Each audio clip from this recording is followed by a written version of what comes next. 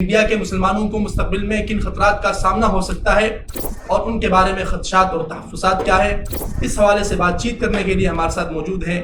شیخ مفتی عظیم الدین صاحب۔ آج آپ کی بچی مسلمان وہاں گھر سے باہر نکلے گی، کون سا موب آئے گا اس کا آگے نقاب چھینے گا، کون آئے گا اس کا آگے جو ہے برقع چھینے گا، اس کو اتارے گا، اس کو کہے گا اتارو۔ آج وہاں پہ اتنی گھٹیا طریقے کے لوگوں کا مزاج ہو چکا ہے مسلمانوں کے خلاف کہ باقاعدہ روڈوں کے اوپر، سڑکوں کے اوپر بیت الخلاؤں کے آگے پاکستان کے جھنڈے بچھاتے ہیں اور کہتے ہیں اس کے اوپر چڑھو۔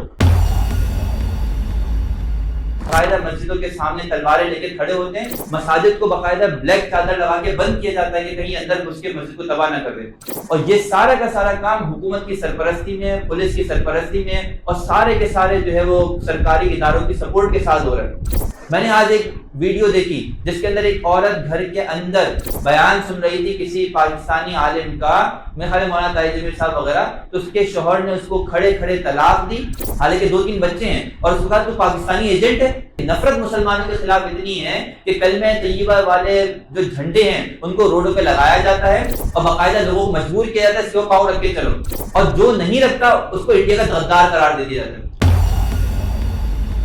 قائد اعظم رحمۃ اللہ علیہ کے اوپر میں واقعی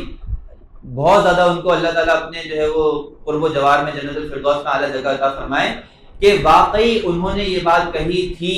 کہ ہندوستان میں رہ جانے والے مسلمان تا حیات مرتے دم تک ان ہندوؤں کو اپنی وفاداری ثابت کرتے رہیں گے، یہ گاؤں موتر بھی پی لیں تو ان کی وفاداری ثابت نہیں ہوگی۔ اور مفتی صاحب آپ یہ باتیں فرما رہے ہیں، آپ کا چینل جو ہے نا انڈیا میں بین ہو سکتا ہے؟ نہیں، مجھے اس کی کوئی خطرہ نہیں ہے کہ چینل انڈیا میں بین ہو جائے۔ بہت سارے ابھی انہوں نے جنگ کے اندر ہمارے اوپر بہت بڑا ایک حملہ اٹیک کیا، سائبر اٹیک، ہمارے چند یوٹیوبرز کو بند کر دیا، تو کوئی بات نہیں، اتنے شہیدوں میں ایک میں بھی صحیح۔